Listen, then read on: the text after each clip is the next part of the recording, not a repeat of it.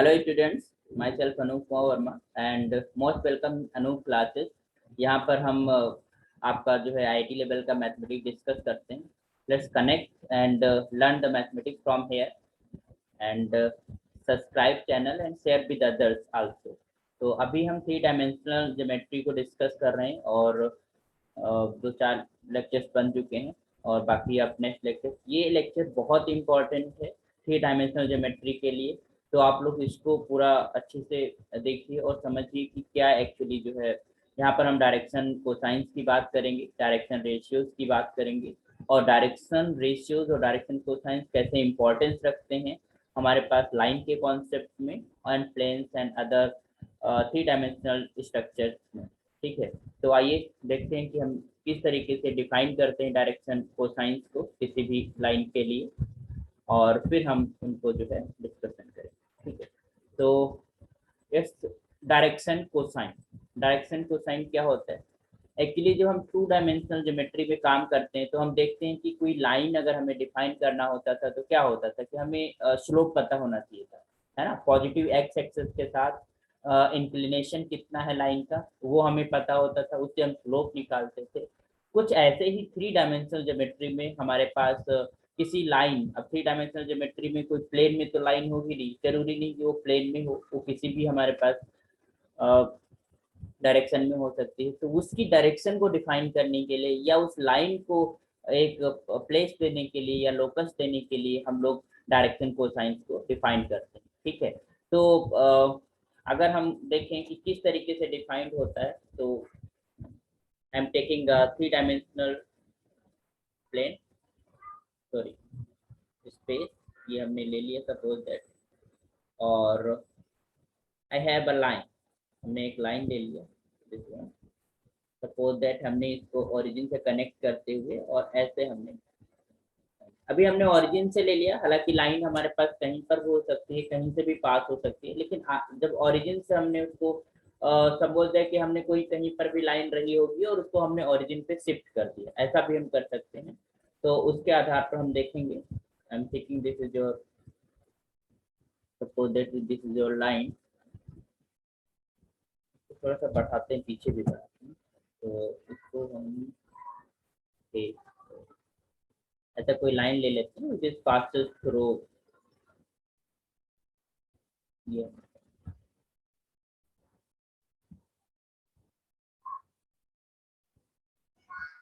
तो ओरिजिन के पास है ना, लाइन पासेस थ्रू ओरिजिन। ठीक है, तो यहाँ से काम चल जाएगा। ये हमारे पास जेड एक्सेस है जैसा कि हमने डिफाइन किया था, ये हमारे पास वाई एक्सेस है और this one is your access.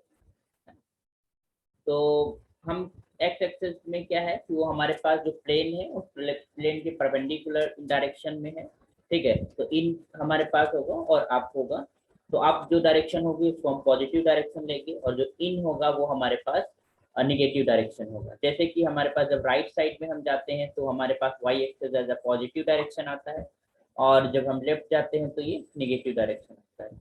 जब हम अपवर्ड्स जाते हैं that will be a positive direction of Z axis and जब हमारे पास डाउनवर्ड्स होता है this is your negative direction of Y axis. तो हमारे पास ये लाइन है, दिस इज अ लाइन, अगर इसको हम कुछ नाम दे दें, सपोज दैट हमने इसको एल नाम दे दिया, तो this is L is line. अब एल किस डायरेक्शन में है, कहाँ पर है, उसकी पोजिशनिंग क्या है, कहाँ पर वो लाई करती है, वो चीजें डिफाइन करने के लिए I will just take the angles with the positive X axis of axis, है ना। एक्सिस की पॉजिटिव एक्सिस के साथ वो लाइन कौन कौन से एंगल्स बना रही है, सपोज दैट कहीं पर भी रही होगी, हमने उसको ओरिजिन पे फिक्स किया तो हमने देखा कि जो वाई एक्सिस है वो लाइन वाई एक्सिस के साथ बीटा एंगल बना रही है। ठीक है, और जेड एक्सिस के साथ वो लाइन हमारे पास गामा एंगल बना रही है और वही वो जो है एक्स एक्सिस के साथ जो एंगल बना रही है दैट इज योर अल्फा। हमने ये एंगल्स बना दिए। तो ये जो एंगल्स हैं या कह सकते हो जो एंगल्स डायरेक्शंस को शो करते हैं, इन एंगल्स का जो कोसाइन होता है that's called your direction cosine of a line. ठीक है, तो direction cosine of a line ये बताता है कि हमारे पास लाइन, या ये कह सकते हो लाइन को डिफाइन करता है, एक तरीके से ये कह सकते हो कि हमारे पास जैसे कि हमारे पास 2 डायमेंशनल में स्लोप होता था, है ना, स्लोप से हम लाइन को डिफाइन करते थे या इंक्लिनेशन देखते थे पॉजिटिव एक्स एक्सेस के साथ। तो यहाँ पर हम तीनों की तीनों जो एक्सेस है उनके साथ इंक्लिनेशन देखेंगे, ठीक है। और एक चीज ध्यान रखना है कि पॉजिटिव एक्स एक्सेस के साथ जो है तुम्हारे पास उस एंगल को लिया जाता है। तो जो एंगल हमारे पास बन रहा है उनकी कोसाइंस को हम ले लेते हैं, that is called direction cosines. तो अगर हम यहाँ पर थोड़ा सा नोट डाउन कर लें, तो I'm just writing here direction cosine. समझ आ रहा है ऋचा जी? ठीक है, तो डायरेक्शन हाँ cosine sir. Of a line अगर हम देखें are the cosines of the angle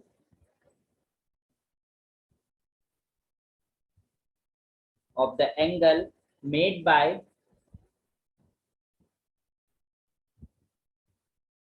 ठीक है, नोट डाउन कर लीजिए, लिख लीजिए आप लोग।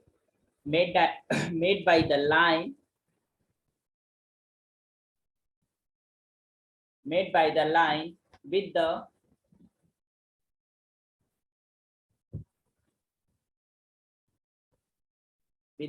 positive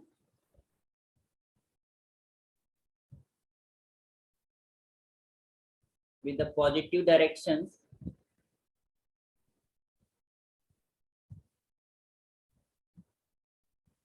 राइटिंग तो समझ आ रही है ना ऋचा? हाँ सर, क्लियर है। ठीक है, तो that is your coordinate axis की पॉजिटिव डायरेक्शन के साथ जो भी हमारे पास एंगल बनेगा वो हमारे पास हमने यहाँ पर दिया, this is your alpha beta gamma. तो you can say x axis के साथ this is your cos alpha, ठीक है। वाई एक्सिस के साथ अगर बीटा बन रहा है तो this is your cos beta and cause gamma. तो ये हमारे पास इस लाइन जो हमारे पास गिवन लाइन है उसके हमारे पास क्या है डायरेक्शन कोसाइन। इसको हम डीसीज लिखेंगे, डायरेक्शन कोसाइंस, है ना, क्योंकि हमें बहुत बार डायरेक्शन कोसाइंस का टर्म यूज करना पड़ेगा। तो I will use the shortest form that is your DCs, it means direction cosine, है ना। तो अब द कोऑर्डिनेट एक्सिस, तो इनको हम यहाँ पर हमने एल यूज किया है, इसको कैपिटल लेटर यूज कर लेते हैं। जस्ट राइटिंग कैपिटल लेटर अगर इसको यूज कर लें क्योंकि हम स्मॉल लेटर से ओके। तो दिस इज योर ओके, या इसको कैपिटल एल लाइन बोल देते हैं और यहाँ पर हम इस कॉस अल्फा को स्मॉल एल दे देते हैं, इसको स्मॉल एन नोटेट कर देते हैं और ये हमारे पास एन नोटेट हो जाता है, ठीक है। तो there is a relation between the direction cosine, ठीक है। तो I am just writing here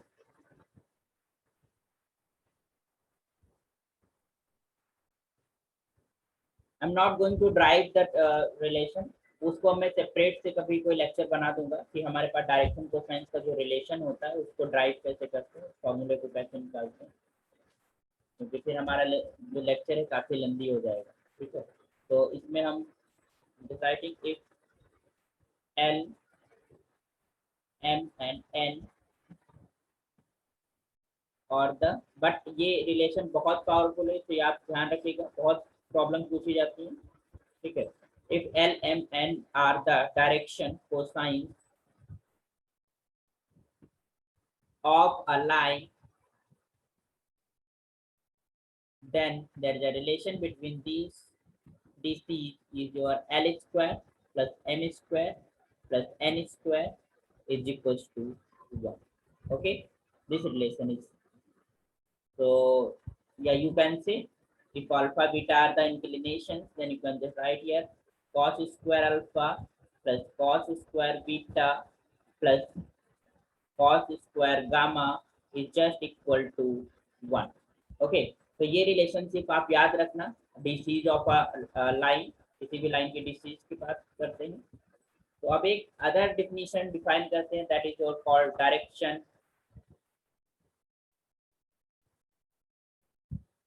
note करते रहिएगा, दिस इज इम्पोर्टेंट थिंग्स, काफी इंपॉर्टेंट है आपकी 3 डायमेंशनल ज्योमेट्री जर्नी में। इनके बिना तो कुछ होगा भी नहीं। ठीक है, तो डायरेक्शन रेशियोज क्या होते हैं? Direction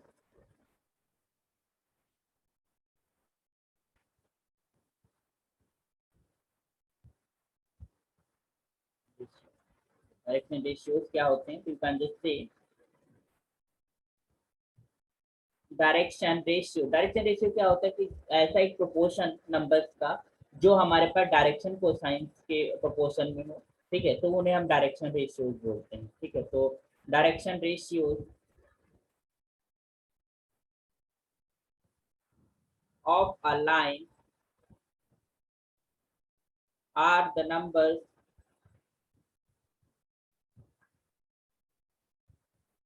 or the numbers which are proportional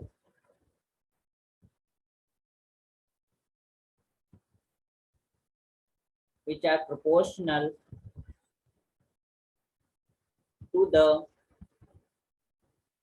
direction cosine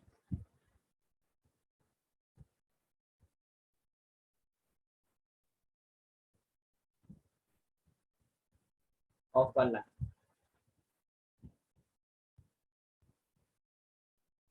So how we calculate this? If the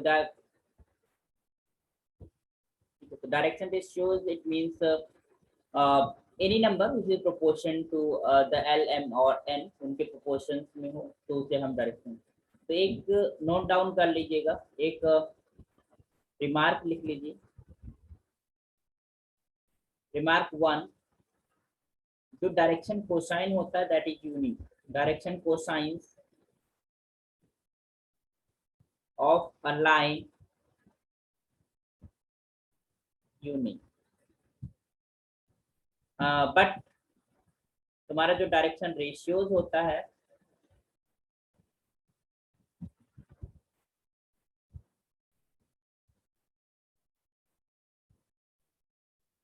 line infinitely में, बहुत सारे हमारे पास डायरेक्शन रेशियोज हो सकते हैं, but the direction cosine must be unique. Okay, वो यूनिक ही होता है, एक ही होता है। तो if I want to write the direction ratios of a line or which is passing through 2 points x1 x2 and then उसके हमारे पास डायरेक्शन रेशियोज क्या होंगे और किस तरीके से लिखते हैं? तो हम suppose that I am taking a line. अगर हमने एक लाइन ले लिया, ठीक है, इसके इन पॉइंट्स हमें पता है, it passing through the 2 points. अगर हम इसको लाइन को नाम दे दें पी, पी के कोऑर्डिनेट्स हमने ले लिया x1 y1 और z1, और दूसरा हमारे पास q कोई पॉइंट है जहां से पास हो रहा है, देखिए x2 y2 and z2। I am okay, तो this is p and q which passing through pq। तो इस लाइन को, इस लाइन सेगमेंट है, एक किसी लाइन कई पार्ट होगा, तो उस लाइन के हमारे पास डायरेक्शन रेशियोज क्या होंगे या डायरेक्शन कोसाइंस क्या होंगे? Let's be calculated. ठीक है, तो I am writing here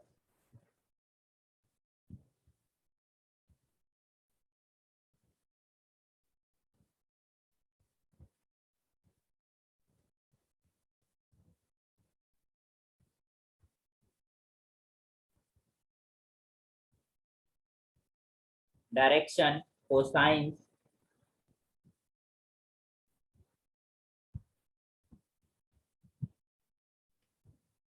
IIT student जो भी हमारे लेक्चर्स अटेंड कर रहे हैं, these are powerful tools for solving your problems. ठीक है, तो जो IIT लेवल पे प्रॉब्लम्स आती हैं, ठीक है, तो इनको बहुत अच्छे से आप जो है लर्न कीजिएगा, रिमेम्बर कीजिएगा चीज़ों को और इनको अप्लीकेशन कीजिए। ठीक है, तो direction cosines of a line joining 2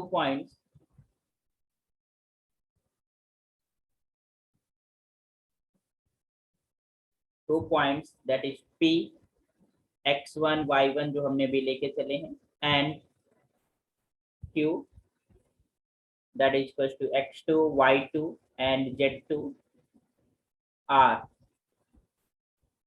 So this will be your x2 minus x1 is divided by pq। pq length जो भी होगी उस लाइन सेगमेंट की, उसको हम डिवाइड करेंगे y2 minus y1 divided by pq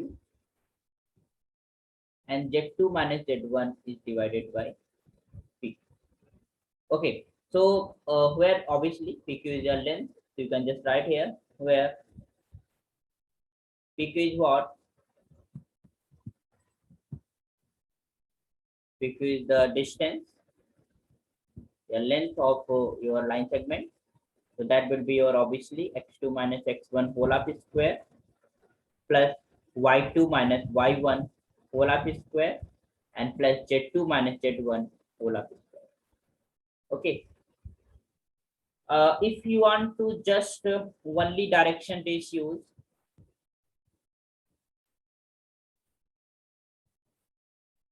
अगर हमें केवल डायरेक्शन रेशियोज कैलकुलेट करने हैं या इनको हम डी आर बोलेंगे चार्ट में डी आर, तो भी हम काफी टाइम यूज करेंगे, तो that will B only this, you can just right here x2 minus x1 y2 minus y1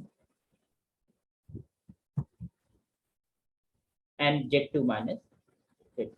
ठीक, तो इससे हमें पास केवल डायरेक्शन रेशियोज आ जाएंगे, वो नंबर्स आ जाएंगे जो प्रोपोर्शन में होंगे और ऑब्वियसली वो हमारे पास डायरेक्शन कोसाइंस के प्रोपोर्शंस में होंगे। तो किसी लाइन सेगमेंट, किसी लाइन है वो 2 पॉइंट से अगर पास हो रही है तो हम इजीली उनके डायरेक्शन रेशियोज को कैलकुलेट कर सकते हैं x2 minus x1 y2 minus y1 और z2 minus z1 से। ठीक है, और जब हमें डायरेक्शन कोसाइंस निकालना होगा तो ये जो हमारे डायरेक्शन रेशियोज आए हैं इनको उस लाइन सेगमेंट की लेंथ से डिवाइड करना पड़ेगा, then you will calculate your direction cosine.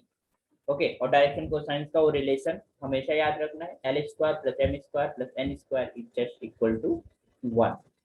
Okay, now let's define the relation between direction cosine and direction ratio. अगर हमें किसी लाइन के डायरेक्शन रेशियोज पता है तो I will able to calculate the direction cosine, और अगर हमें डायरेक्शन कोसाइन पता है तो ऑब्वियसली उनका रेशियो निकाल लो, जो भी हमारा रेशियो आएगा that will be your direction ratio. और डायरेक्शन कोसाइंस अगर हमें पता है उन्हीं को हम डायरेक्शन रेशियो बोल सकते हैं, क्योंकि वो भी एक प्रकार का डायरेक्शन रेशियो ही होगा लाइन का।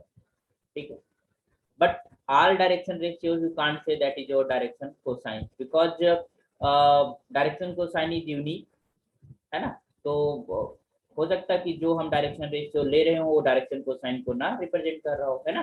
तो ये चीज ध्यान रखना कि कोई डायरेक्शन कोसाइन गिवन है तो यू कैन से this is your direction ratio also, but if direction ratio हमारे पास गिवन है you can't say that is your direction cosine. Okay, so let's define a relation between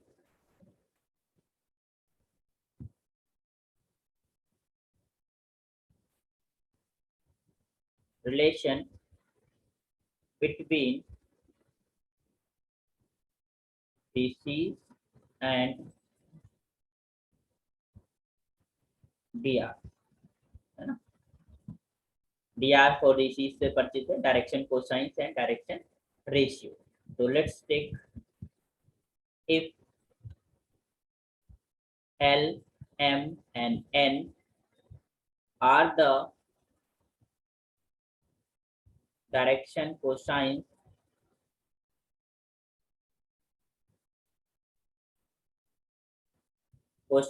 and ABC are the direction ratios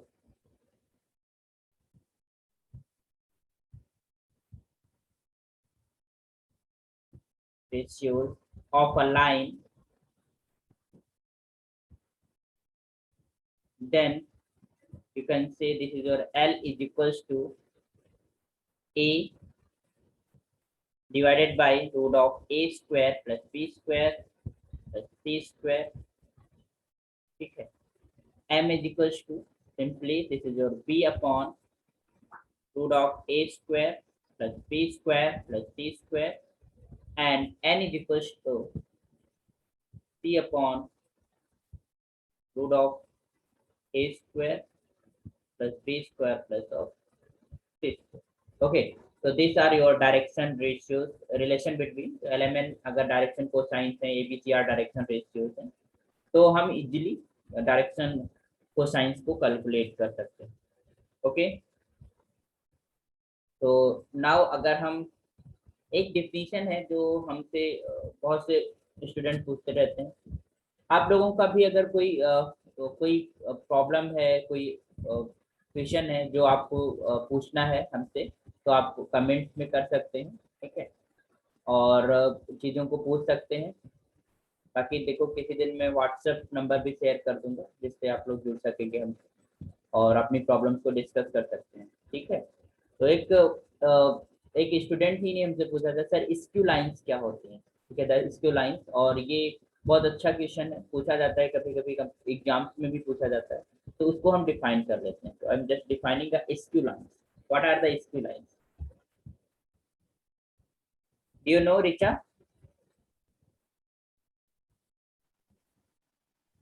no sir. Okay, तो skew lines क्या होती हैं? Skew lines वो lines जो मतलब ना ही वो पैरेलल हो ना ही इंटरसेक्टिंग हो। अभी तक हम लोग देख रहे थे टू उसमें टू डायमेंशनल ज्योमेट्री के अंदर कि अगर लाइंस हैं तो वो अगर पैरेलल हैं तो कहीं इंटरसेक्ट नहीं करेंगे। हम एज्यूम करते थे कि इन्फिनिटी पे जाके वो मिलेंगी कहीं भी जाके। बट अगर वो पैरेलल नहीं है तो इंटरसेक्ट करती थी। अगर किसी प्लेन के अंदर लाइंस हैं तो वो हमारे पास इंटरसेक्ट करती थी। बट अगर हम स्पेस में बात कर रहे हैं तो स्पेस में ऐसी भी लाइंस हैं जो पैरेलल भी नहीं है और इंटरसेक्ट भी नहीं करती। तो those lines called SQ lines, ठीक है, उनको हम एसक्यू लाइंस बोलते हैं। तो वो पेयर्स में एग्जिस्ट करेंगी कि हाँ ये लाइंस हैं, हमारे पास एसक्यू लाइंस हम कह सकते हैं, क्योंकि अकेले हम किसी लाइन को तो इंटरसेक्ट और पैरेललिटी की बात ही नहीं कर सकते, ठीक है। तो इसलिए हमारे पास वो those lines which not parallel, ना ही वो पैरेलल है और ना ही इंटरसेक्ट कर रही है, उनको हम स्क्यू लाइंस बोलते हैं। तो हम लिख लेते हैं डेफिनेशन को।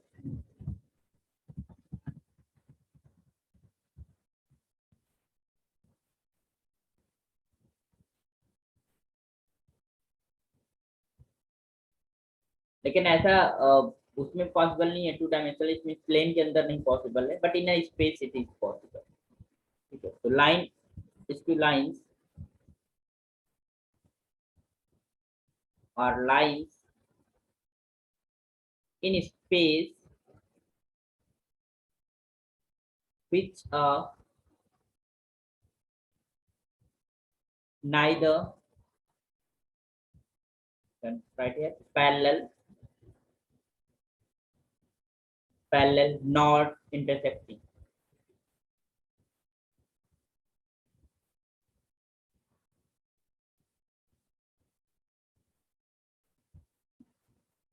क्लियरली, ऑब्वियसली अगर वो इंटरसेक्ट नहीं कर रही है या फिर पैरेलल नहीं है तो डिपली वो अलग अलग प्लेन्स में ही लाई कर रही है। एक प्लेन में तो पॉसिबल ही नहीं है, वो तो हम टू डायमेंशनल में जानते ही हैं। तो you can just right they lie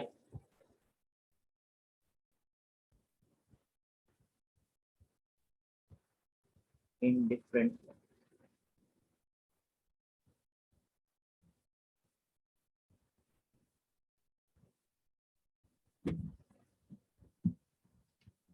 So if you are find the angle between two skew lines, तो हमें क्या करना होगा, उन प्लेन्स के बीच का एंगल अगर हम कैलकुलेट कर लें तो we will able to calculate the angle between line. तो लिख लीजिए ताकि आपको ध्यान रहे।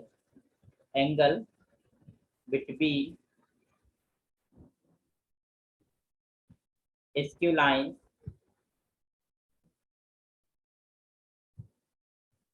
line is the angle between two intersecting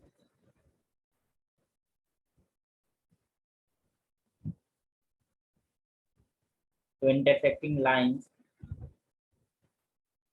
drawn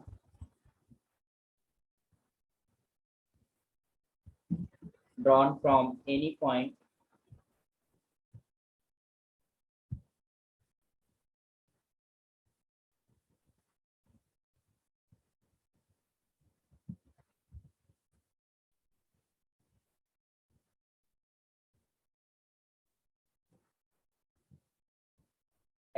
angle between skew lines is the angle between intersecting lines drawn from any point, ठीक है, और I'm just taking from origin, you can say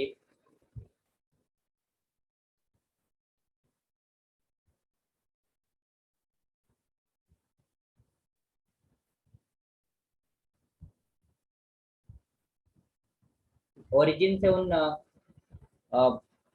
intersecting lines पे हम फिर point डालेंगे, फिर से हम कैलकुलेट करेंगे। तो angle between the SQ lines is the angle between two intersecting line drawn from any point, है ना। हम कोई किसी भी पॉइंट से हम उसके ऊपर कोई लाइन ड्रॉ करें, ठीक है, और उसके बीच का एंगल हम कैलकुलेट कर रहे हैं, that is defined the angle between the SQ line. Okay, तो हम मोस्टली जो है ओरिजिन को प्रेफर करते हैं क्योंकि वो हमारे पास सिंपलेस्ट पॉइंट होता है। just right here parallel to each of the issue.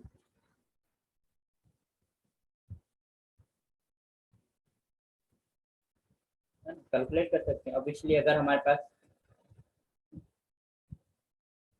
कोई भी हमारे पास इसकी लाइंस निकालना है तो उनके पैरेलल कोई भी हम किसी पॉइंट से हम वहां पर ड्रॉ करते हैं लाइंस को और उनके बीच में हम एंगल्स कैलकुलेट करते हैं। तो एक हमारा का बेसिक फंडामेंटल है एंगल्स को कैलकुलेट करने का। ओके, तो कैसे एंगल्स कैलकुलेट करते हैं? तो अगर लाइंस है तो लाइंस के में अगर हमें डायरेक्शन कोसाइंस पता हो तो कैसे हम एंगल कैलकुलेट करते हैं दो लाइंस के बीच में, आइए जरा देखते हैं।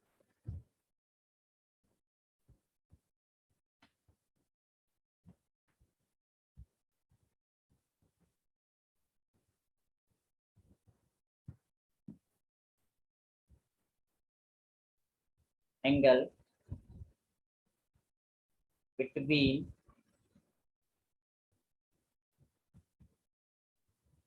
I'm developing theory of yours, then after I will discuss the problem.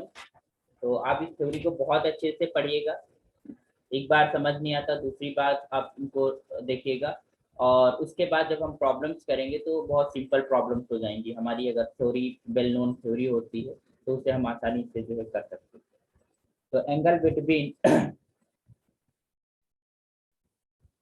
To line,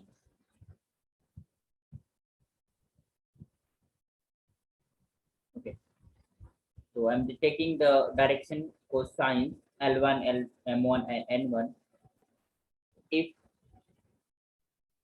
L1 M1 and N1 and L2 M2 N2 or the direction cosines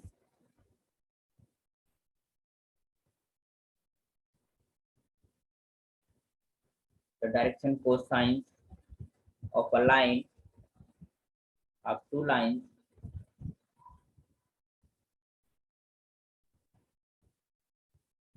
and theta is the acute angle। हमें एक चीज पता है कि दो line जब intersect करती हैं तो वहां पर एक्यूट एक्यूज या समटाइम्स अगर परपेंडिकुलर होती हैं तो राइट एंगल्स बनते हैं। तो if theta is your acute angle,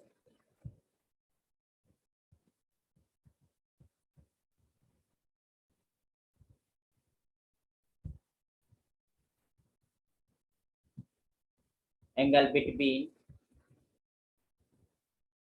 between the two lines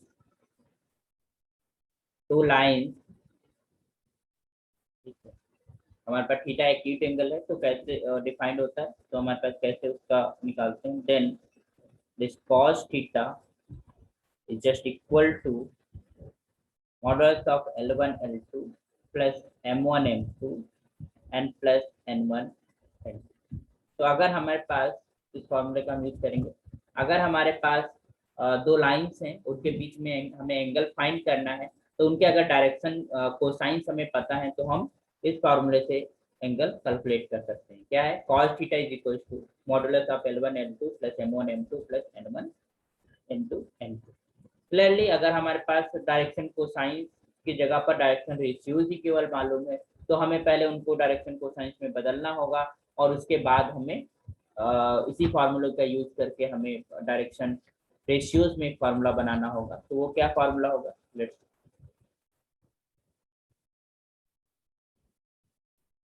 if direction ratios direction ratios अगर पता है तो हम इस फार्मूले से यूज कर सकते हैं। If a1 b1 c1 and a2 b2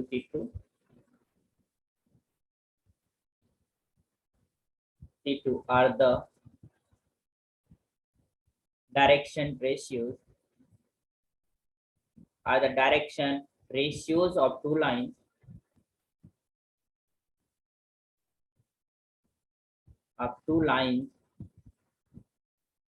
and theta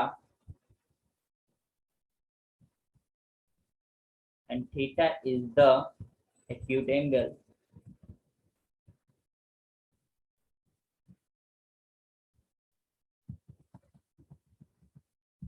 and this theta is the acute angle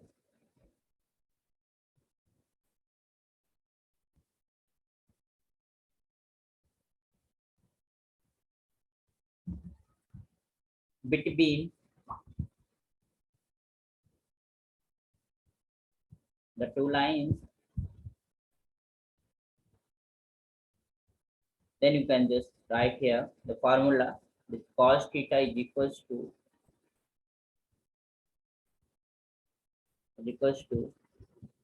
obviously हम जब उनको आपस में मल्टीप्लाई करेंगे तो हमको निकल के आएगा a1 a2 plus b1 b2 plus c1 c2 is divided by LCM आ जाएगा, that will be your a1 square plus b1 square plus c1 square into root of a2 square plus b2 square plus c2। और अगर यहाँ पर मान लो A B C जो है तुम्हारे पास direction में वो as a your direction cosines होते तो root of a1 square plus b1 square plus c1 की वैल्यू क्या हो जाती, 1 हो जाती। तो वही जो हमने ऊपर फार्मूला लिखा है, ठीक है, वही फार्मूला निकल के आ जाता है। ठीक है, तो दिस इज ये ज्यादा ही जनरल फार्मूला है डायरेक्शन रेशियोज वाला। ठीक है, तो इसे आप याद रखना।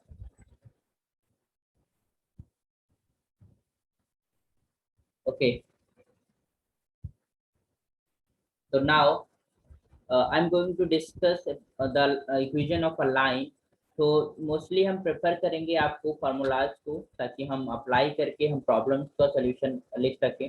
बाकी डिटेल्स में डिस्कस करने के लिए हर एक टॉपिक पे एक अलग से वीडियो बनेगा तो वो काफ़ी ज़्यादा लेंथी रहेगा। तो इस वजह से हम जो कहते नहीं कि जो बिल्कुल कॉन्सेप्चुअल बिल्कुल फार्मूला बेस्ड या फार्मूला लेके हमें कैसे अप्लाई करना है उस चीज़ों को सीखना है। तो I will just go through the equation. Otherwise अगर हम फार्मूला ड्राइव करना है तो it will be take more time. ठीक है, तो उतना समय है नहीं हम लोगों के पास, ठीक है, इन प्रिपरेशन। तो इसलिए हम डायरेक्ट इसको आपको याद करना है एंड मेमोराइज करना है चीज़ों को, फिर उन्हें अप्लाई करना है। तो लेट्स हम अब आ जाए इक्वेशंस की बात करते हैं, है ना। और वेक्टर फॉर्म में हम लाइन के इक्वेशंस को कैसे लिखते हैं, जैसे कि हम इक्वेशंस लिखते थे लाइन की 2 डायमेंशनल ज्योमेट्री में बहुत सारे फॉर्म होते थे। This is your y equals to mx plus c and x upon a plus y upon b is equals to 1 intercept form. इस तरीके के हमारे पास प्रॉब्लम होती थी, तो उनको हम समझ कर हम डायरेक्टली कर लें। तो इसी तरीके से हम यहाँ पर 2 डायमेंशन में कैसे हमें वेक्टर फॉर्म इक्वेशन होती है लाइन की उनको जरा लिखते हैं, और कैसे हम उन्हें कोऑर्डिनेट सिस्टम फॉर्म होती है उसको कैसे लिखते हैं। तो इनको आपको ध्यान में रखना है, क्योंकि ध्यान में रखेंगे तभी आप अप्लाई करके क्वेश्चन को कर पाएंगे। तो आइए जरा, तो that is vector equation. Line की वेक्टर इक्वेशन क्या होती है, I am not going to derive it, I am just writing it. तो vector equation of a line that क्योंकि कॉम्पिटिटिव एग्जाम्स में डेरिवेशन नहीं पूछा जाता, इवन दो डेरिवेशंस होता नहीं है स्कूल कैडेट के में, हायर में रहता है। तो इसलिए जो है हमें मोस्टली उनके कॉन्सेप्ट सीखने हैं, मेथड सीखने हैं, और हमें अप्लाई करना सीखना है, ठीक है। तो उनको हम अलग से वीडियोस परफेक्टली बनाएंगे एक एक टॉपिक पे, फिर उनको मैं अपलोड करूंगा, तो उनसे आप चीज़ों को सीखेगा कि कैसे हमें जैसे कि यही फार्मूला है cos theta is equal to a1 a2 plus b1 b2 plus c1 c2 upon root of a1 square plus b1 square plus c1 square root of a2 square b2 square plus c2 square. ये कैसे आया, है ना? हमने इस angle को किस तरीके से यहाँ पर हमने इस फार्मूले में इसको रूपांतरित किया हूँ कि इस फार्मूले में हमें जो एंगल निकालना हुआ, तो क्यों हमने cos थीटा ही क्यों लिया, sin थीटा क्यों नहीं लिया? There are so many questions which arises in a student's mind. So I will if you have any query you can test here in a comment. I will make another video with the whole explanation, ठीक है? तो उसमें काफी ज्यादा time लगेगा, तो उसको मैं डिस्कस कर दूंगा और आपके लिए, तो आप वहाँ पर कमेंट बॉक्स में लिख सकते हैं कि हाँ सर हमें ये चीज़ को आप अलग से बता दीजिए, ठीक है, मैसेज कर दीजिए। तो जब भी मुझे टाइम मिलेगा मैं उसको रिकॉर्ड कर दूंगा और उस चीज़ को भी डिस्कस कर देंगे कि हाउ वी फॉर्मुलेट, है ना, हम कैसे चीज़ों को फॉर्मुलेट करते हैं। ओके, तो आइए जरा, तो vector equation of a line that passes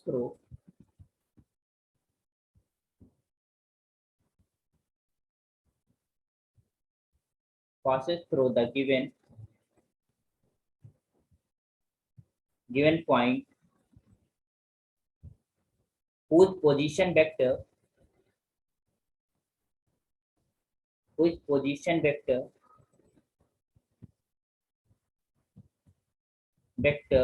is vector के। एक पॉइंट है जिसका पोजीशन वेक्टर आप लोग को पता होगा कि किसी पॉइंट की पोजीशन को डिफाइन करने के लिए जिस वेक्टर का हम इस्तेमाल करते हैं दैट इज पोजीशन वेक्टर, और वो कहाँ से डिफाइन होता है, ओरिजिन से होता है ना? तो इसके बारे में आप लोग पता ही होगा। तो position vector is A and parallel to a given vector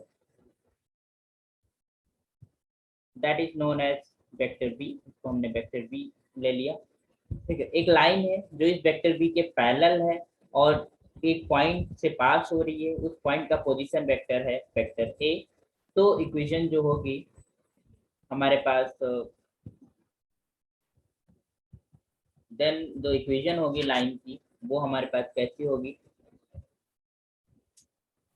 that will be vector R, vector और जनरल वेक्टर, है ना? उस लाइन का में जो पॉइंट होगा उससे जो फॉर्म होगा वेक्टर, उसको हम बोलते हैं vector are is equals to vector a plus lambda times of vector, ठीक है। वेयर अगर हमारे पास जो वेक्टर आर है that is equal to x i के प्लस वाई जे के एंड प्लस जेड, ठीक, ओके। तो अगर पॉइंट हमारे पास पी द जनरल पॉइंट है x y z on the line, ठीक है, इज द जनरल पॉइंट, तो हमारे पास जो इक्वेशन होती है in a vector form that is your vector are is equal to vector a plus lambda times of vector b, where lambda जो है, lambda is a constant value, constant बदलेगा तो इक्वेशन ऑफ लाइन बदलती रहेगी। तो this is fix for a particular line, है ना, हर एक पर्टिकुलर लाइन के लिए फिक्स होता है, तो lambda is a constant.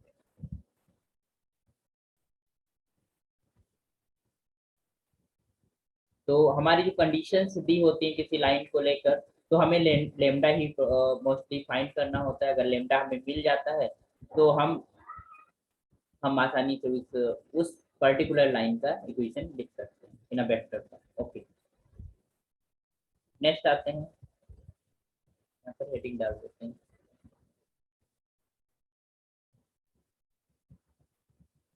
Equation डाल दो, इक्वेशन ऑफ लाइन इन 3। तो हम just writing here equation of line, अगर कोई पॉइंट अभी मान लो हमने मान लिया पॉइंट, और उस लाइन के हमें डायरेक्शन कोसाइंस पता हो, ठीक है, तो हम कैसे उसके इक्वेशन को लिखेंगे। तो equation of line,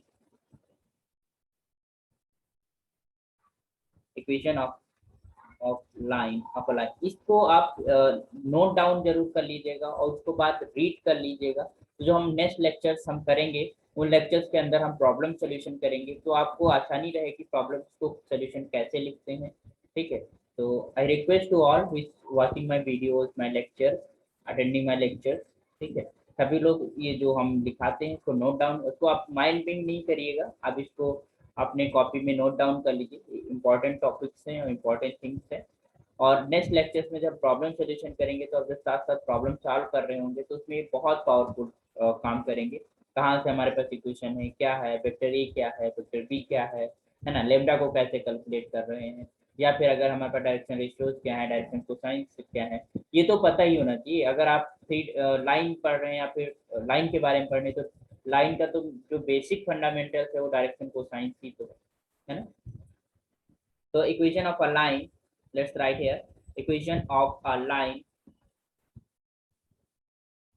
through a point,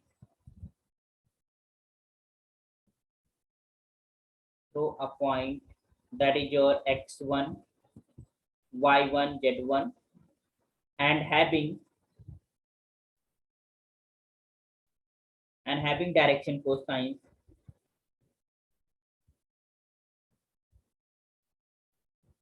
माफ कीजिएगा थोड़ी सी राइटिंग अच्छी नहीं बनती है, ये थोड़ा पेन टैब पे हाथ नहीं पड़े, धीरे धीरे पढ़ जाएंगे। एल एम और एन, तो अगर एल एम एन जो है तुम्हारे पास डायरेक्शन कोसाइंस है लाइन के, और एक पॉइंट है x1, y1 और z1 जहां से हमारे पास पास हो रही है लाइन, तो उसकी इक्वेशन होती है x minus x1 divided by l, y minus y1 divided by m, z minus z1 divided by. चलो एक चीज बता देते हैं कि जैसे वो हमारे पास वेक्टर इक्वेशन लिखी हुई थी, तो वेक्टर इक्वेशन से हमने ये हमने कैसे ड्राइव कर, है ना, ये हमारे पास फॉर्मुलेशन, हमारे पास लाइन की इक्वेशन, ये फॉर्म कैसे आ गए, है ना, इस तरीके का हमारे पास फॉर्म कैसे होता है इक्वेशन का। तो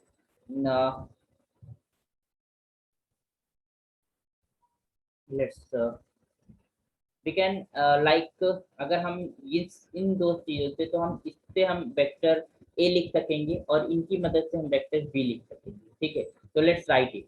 तो हमने मान लो ये हमने लिखा, this is your vector A, vector A क्या हो जाएगा, x1 i के प्लस y1 j के and plus of z1 k के, ये सपोज दैट हमने मान लिया। और यहाँ पर जो हमारे पास वेक्टर बी है, वेक्टर बी तुम्हारे पास हो जाएगा, ये तुमको डायरेक्शन को साइंस पता है तो ऑब्वियसली हम उस लाइन का एक तरीके से हम कह सकते हैं कि हम वेक्टर लिख सकते हैं, या फिर पैरेलल उसके कोई भी वेक्टर होगा तो डायरेक्शन को साइंस पता है तो हम आसानी से लिख सकेंगे। तो that will be your L i के प्लस एम जे के एंड प्लस एन ऑफ के, इस तरीके से हम लिख लेते हैं और रख देते हैं इक्वेशन के अंदर। तो this implied vector are is equal to, क्या होता था, vector R equal to vector ए।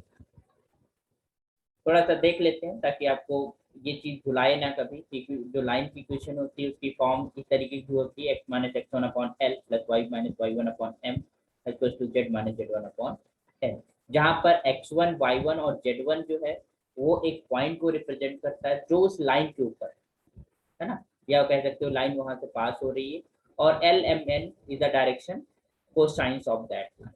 अच्छा, डायरेक्शन कोसाइंस उस लाइन के हुए या फिर उसके कोई पैरेलल लाइन हुए, अगर कोई पैरेलल लाइन है उसके जो डायरेक्शन रेशियोज होंगे वो वही उस लाइन के भी होंगे। तो अगर कभी कभी ऐसी प्रॉब्लम है कि ये उस लाइन के डायरेक्शन रेशियो ना देखे, उसके पैरेलल लाइन के, उसके पैरेलल कोई दूसरी लाइन है उसके डायरेक्शन रेशियोज दे दे, तो उन डायरेक्शन रेशियोज का हम अपने आप इक्वेशन को फाइंड करने में यूज कर सकते हैं, ठीक है। तो जो भी जितनी भी पैरेलल लाइंस होती है सबके डायरेक्शन रेशियोज सेम होते हैं। डायरेक्शन रेशियोज क्या है, दैट इज योर इंक्लिनेशन, और पैरेलल लाइंस का inclination with the axis will be same, वो तो सेम ही रहेगा, है ना। तो हम इस तरीके से भी कर सकते हैं। तो अगर हम कहें कि vector A is the position vector, vector B is the your parallel vector with the line, या फिर हम उस लाइन का ही वेक्टर लिख रहे हैं, तो हमारे पास इक्वेशन क्या हो जाएगी, दैट विल बी इक्वेशन। तो आइए जरा देखते हैं। तो ये एक्स वेक्टर एक्स एक वेक्टर आर क्या है तुम्हारे पास, दैट इज योर लिख लेते हैं एक्स आई के प्लस वाई जे के और प्लस जेड के। Okay, this is your vector r, और vector a is your x one i के प्लस वाई वन जे के प्लस जेड वन के। Okay, this is your vector plus lambda times of l i के plus M जे के और plus N के। Okay, तो अगर हम इस x1 y1 और z1 जो हमारे पास है, इनको हम अगर लेफ्ट साइड में ले जाते हैं तो क्या हो जाएगा तुम्हारे पास, this is your x minus x1 i के क्लियरली, फिर y माइनस y1 j के clearly, plus this is your z minus z1 of k के। ओके, बिल्कुल सिंपली हमने इसको यहाँ से इधर लेफ्ट साइड ट्रांसफर किया तो नेगेटिव हो गया, और हमने फिर एक्स वाई जेड को हमने कॉमन ले लिया, और यहाँ पर हो जाएगा लेमडा एल आई के प्लस लेमडा एम ऑफ जे के, लेमडा को अंदर हम मल्टीप्लाई करते रहे हैं, लेमडा ऑफ एन ऑफ के। ओके, तो क्लियरली अब अगर हम कॉफिशिएंट जो आई के और आई जी और के हमारे पास जो कॉफिशिएंट्स हैं, जो उनका मतलब मल्टीप्लाई में उनको हम कंपेयर कर लेते हैं, ठीक है। तो ऑन कंपेयरिंग हमें क्या मिलेगा, x minus X one equals to lambda times of L, y minus Y one is equals to lambda times of m, और z minus Z one is equals to lambda times of n, ठीक, on compare ये हमको मिल गया। अच्छा, जब हमने compare किया तो हमें किसी लाइन की इक्वेशन को लिखने के लिए क्या हमें फाइंड करना होता था, लेमडा, है ना। अगर हमें लेमडा कैलकुलेट होता तो उस पर्टिकुलर लाइन का इक्वेशन हम लिख देंगे। तो this lambda will be what, lambda क्या हो जाएगा, that is equal to X minus X one is divided by L, यहाँ पर लेमडा क्या निकलेगा, y minus Y one is divided by M, और यहाँ से लेमडा क्या निकलेगा, z minus Z one divided by N. Okay, अब लेमडा तो सेम है, वो तो हमारे पास किसी भी इक्वेशन दैट इज कांस्टेंट, वो कांस्टेंट है और वो सेम होगा, इक्वल होगा। तो दिस इंप्लाइज कि अगर हमारे पास इक्वेशन है किसी भी लाइन की, उस पर्टिकुलर लाइन की, तो these all lambdas will be same, these all ratios will be same. so this implies your x minus x1 upon L, y minus y1 divided by m is equals to z minus z1 is divided by n। Okay, तो ये हमारे पास equation निकल आती है, that is your equation of line. और इसको आप लोग हमेशा ध्यान रखिएगा, इसको भुलाइएगा नहीं, बहुत इंपॉर्टेंट रहती है। इस तरीके से ऐसे ही लिखेंगे हम इक्वेशन को। ओके, तो I hope it's clear, understood, ये चीजें समझ आई होंगी। आइए आगे बढ़ते हैं।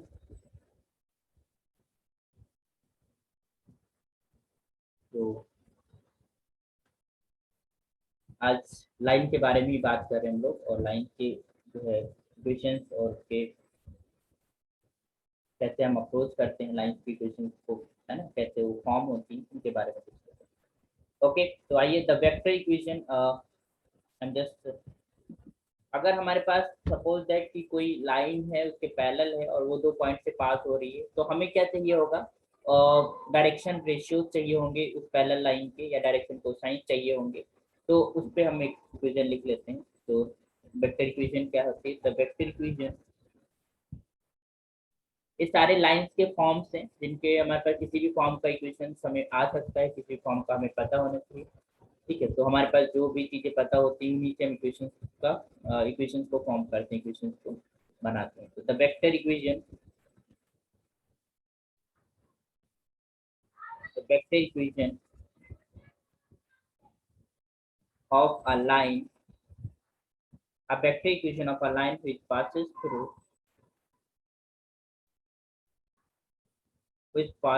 through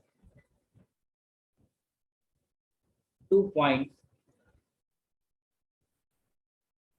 two points whose position vector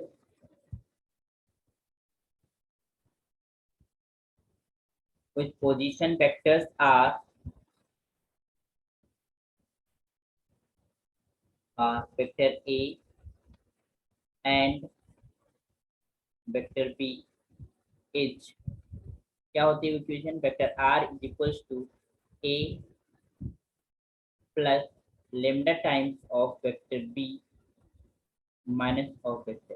देखिए इससे क्या निकलता है, क्या बोला है कि अगर हमारे पास किसी लाइन का इक्वेशन निकल जो दो पॉइंट से केवल पास हो रही हो, पहले क्या था एक पॉइंट से पास होता था और किसी दूसरी लाइन के पैरेलल होती थी, बट यहाँ पर ऐसा कुछ नहीं है, वो दो किसी दो पॉइंट से पास होते जिनके पोजीशन वेक्टर्स हमें पता है, वेक्टर ए और बी। ऑब्वियसली अगर कोई पॉइंट पता होगा तो उसका पोजीशन वेक्टर भी लिखा जा सकता है ना, आप लोग जानते होंगे कि कैसे हम लिखते हैं। अगर मान लो suppose that here are the point, मान लो कोई के पॉइंट है, के coordinate alpha beta and gamma, तो इसके हमारे पास पोजीशन वेक्टर क्या होता है, अगर हम यहाँ पर ओ फॉर ओरिजिन, तो पोजीशन वेक्टर इस तरीके से होता है, उसकी डायरेक्शन ये होती है, ठीक।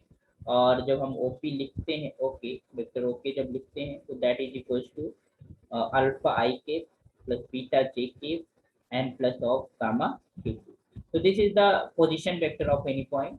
तो अगर कोई पॉइंट पता है तो उसका पोजीशन वेक्टर हम लिख सकते हैं। तो वही है कि अगर दो पॉइंट से पास हो रही है कोई लाइन और उसके पोजीशन वेक्टर्स हमारे पास क्या है, वेक्टर ए और बी है, तो हमारे पास जो वेक्टर फॉर्म, अब इसलिए हमारे पास जो पहला है वो तो हमने ये कह दिया कि हमारे पास पॉइंट है, लेकिन vector B minus vector A से हम क्या निकाल रहे हैं, डायरेक्शन रेशियोज निकाल रहे हैं, है ना।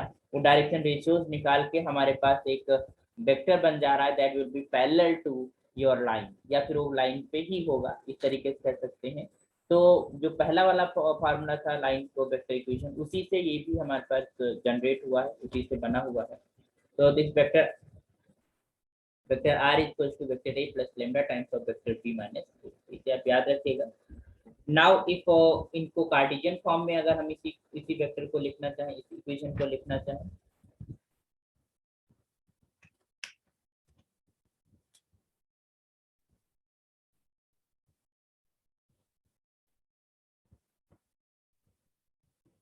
Cartesian equation of a line that passes through, वही बात आ गई कि हमें अगर लाइन की इक्वेशन तो हमें क्या चाहिए होगा, डायरेक्शन रेशियो चाहिए होगा, या कह सकते हो डायरेक्शन कोसाइन चाहिए होगा, that passes through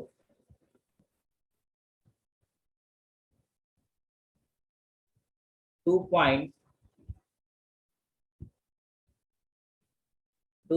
that is first point is your x1 y1 z1 and another जो पॉइंट है तुम्हारे पास that is your x2 y2 and z2, है ना। h क्या हो जाएगा, x minus x1 divided by x2 minus x1 is equals to y minus y1 is divided by y2 minus y1 is equals to z minus z1 is divided by z2 minus z. Okay, so this is the your equation in a Cartesian form when a line is passing through the 2 points x1 y1 z1 and x2 y2 and z2. Okay, so I hope ये formula आप ध्यान रखिएगा। This is your x2 minus x1 is equals to y minus y1 is divided by y2 minus y1 is equals to z minus z1 is divided by z2 minus z. Okay, तो अगर मान लो हमारे पास तो vector form में हमारे पास दो lines की equation given हो, तो उनके बीच में हम एंगल को कैसे निकालते हैं, उसके लिए भी फार्मूला लिख लेते हैं।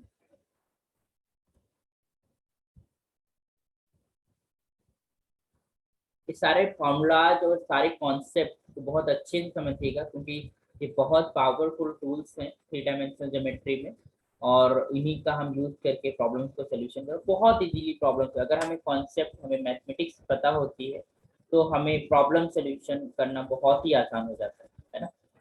तो आइए जरा, तो if theta is acute angle, if I am taking the vector form, if theta is acute angle between vector r is just equal to a1 plus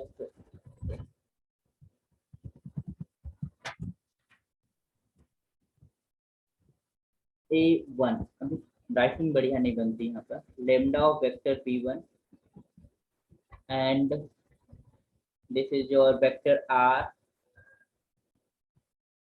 another जो line है that is your a2 plus lambda times of p2 vector form में है। Then इनके बीच जो angle होगा वो हमारे पास क्या हो जाएगा, this is cos theta is just equal to b1 dot b2, मतलब जो हमारे पास b1 b2 वेक्टर्स है उनके बीच का dot product is divided bye modulus of vector b1 and modulus of vector b2। तो अगर हमें दो वेक्टर्स b1 b2 के बारे में पता हो तो हम एंगल आसानी से निकाल सकते हैं। यही चीज अगर कार्टेशियन में हो जाए तो उसके लिए भी आप कर सकते हो। Writing the formula, if x minus x1 is divided by L1 is equals to y minus y1 is divided by M1 is equals to z minus z1 is divided by N1, and this is your x minus x1 is divided by L2 is equals to y minus y2 is divided by M2 and z minus z1 divided by n, है ना। इस तरीके से हमारे पास जो Cartesian equation में line की इक्वेशन की हुई है इनके बीच में हमें क्या फाइंड करना है, एंगल फाइंड करना है। तो are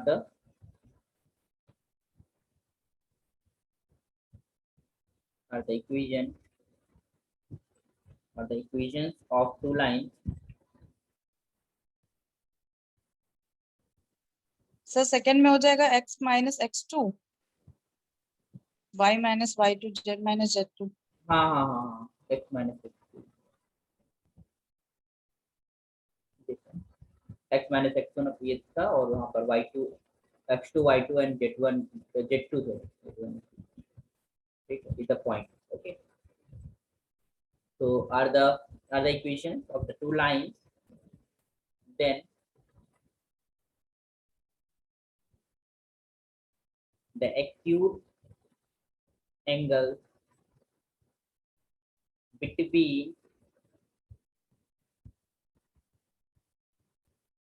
the two lines is given by,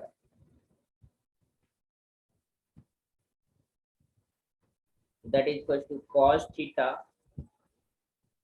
will be equal to वही बात mod of L1 L2 plus M1 M2 plus N1। Okay, तो आई होप ये फार्मूलाज आपको क्लियर हुआ होगा। अभी हम नेक्स्ट जो फार्मूलाज और टेक्निक मेथड्स, तो अभी हम नेक्स्ट लेक्चर में कुछ प्रॉब्लम सॉल्व करेंगे लाइन के ऊपर। देन आफ्टर लाइन को भी थोड़ा और एक्सटेंड करेंगे और चीज़ों को हम डिस्कस करेंगे, और उसके बाद जो है वी विल फर्दर, क्योंकि ये लेक्चर में अगर सब कुछ बताएंगे बहुत ही लंबा लेक्चर हो जाएगा, और उसके लिए फिर ओके। तो आप ये फार्मूलाज को नोट डाउन कर लीजिए और इनको पढ़ लीजिए, इनको समझ लीजिए, जो भी हमने बताया उसको आप देखिएगा। और उसके बाद नेक्स्ट लेक्चर में कुछ प्रॉब्लम सॉल्व करेंगे लाइंस के ऊपर, कि हम लाइन के इक्वेशंस को कैसे लिखते हैं, अगर हमें पास कोई लाइन है तो उसके डायरेक्शन रेशियोज कैसे निकालते हैं, डायरेक्शन कोसाइन कैसे फॉर्म करेंगे, उसका वेक्टर फॉर्म कैसे बनाते हैं, है ना, किस तरीके से हम काम करते हैं, तो उसके ऊपर हम 2 4 10 प्रॉब्लम सॉल्व करेंगे। तो आप नेक्स्ट लेक्चर जरूर विजिट कीजिएगा सभी लोग, एंड और लोगों को भी, जो भी आपके फ्रेंड्स हैं और कलीग हैं जो मैथमेटिक्स लर्नर्स हैं, उनके साथ शेयर कीजिए। इस सब गुड मैथमेटिक्स हम इसके ऊपर काम कर रहे हैं, तो आप तो यहाँ से चीज़ों को सीखिए, और अगर आप कुछ सीखते हैं, कुछ अच्छा करते हैं अपने जर्नी में, तो वो मेरा सौभाग्य होगा कि कुछ नॉलेज हमने शेयर कर पाए। ओके, तो keep sharing, keep learning, and जैसे कि और जो वीडियो वाले बोलते हैं कि भैया सब्सक्राइब कर लो, तो सब्सक्राइब तो आप कर लो और लाइक भी कर दो अगर अच्छा लगता है, और बाकी शेयरिंग जरूरी है। क्योंकि जहाँ तक पहुँचेंगी नॉलेज वहाँ तक स्टूडेंट्स को अच्छा ही रहेगा। उसमें आपका भी जो है एक योगदान हो जाएगा नॉलेज को शेयर करने में। तो keep learning and welcome in your Anup classes YouTube channel, that is your academy, mainly based on the mathematics and other subjects also provide करेंगे। other subjects का भी थोड़ा सा है, आप लोग बस जुड़े रहिए और थैंक यू सो मच। बाकी आपको अगर कोई अपना कुछ पूछना हो, कुछ प्रॉब्लम आपको पूछना हो, कुछ डाउट हो कहीं पर मैथमेटिक्स को लेकर, कहीं पर एनीवेयर हम हायर मैथमेटिक्स से जुड़े हुए हैं, तो आपकी पॉसिबली प्रॉब्लम्स को हम डिस्कस कर सकते हैं। ये नहीं कहते कि सारी प्रॉब्लम्स हमें आती हैं या सारी प्रॉब्लम्स का मैं सोल्यूशन जानता हूँ या sorry, but I have enough mathematics to solve your resolve your problem. तो आप उनको डिस्कस कर सकते हैं यहाँ पर, आप यहाँ पर कमेंट कर सकते हैं, सर हमें ये टॉपिक डिस्कस कर दीजिए, हमें ये बता दीजिए। तो हमें जब भी टाइम मिलेगा हम जरूर उन चीज़ों को बताएंगे, और हम इसीलिए हम ऑनलाइन प्लेटफॉर्म से जुड़े हैं ताकि हम विदाउट फी हम बच्चों की हेल्प कर सकें, क्योंकि मतलब यहाँ पर एक अच्छा प्लेटफॉर्म है आप लोगों से जुड़ने का। बाकी मैं ऑफलाइन और काफ़ी काम करता हूँ तो मैथमेटिक्स तो अपना है, लेकिन यहाँ पर आप लोगों से जुड़ने का ही चाहता है। तो आप लोग जुड़िए और सीखिए यहाँ पर, अच्छे से अच्छा सीखिए, जितना आप बेहतर सीखेंगे उतना ही अच्छा रहेगा। और अगर हमारा जितना भी योगदान रहेगा मैथमेटिक्स को सिखाने में, तो मैं बहुत ही सौभाग्यशाली समझूंगा अपने आप को। Okay, thank you so much and sharing करते रहो, पहुंचाते रहो नॉलेज को और लोगों तक। Thank you so much.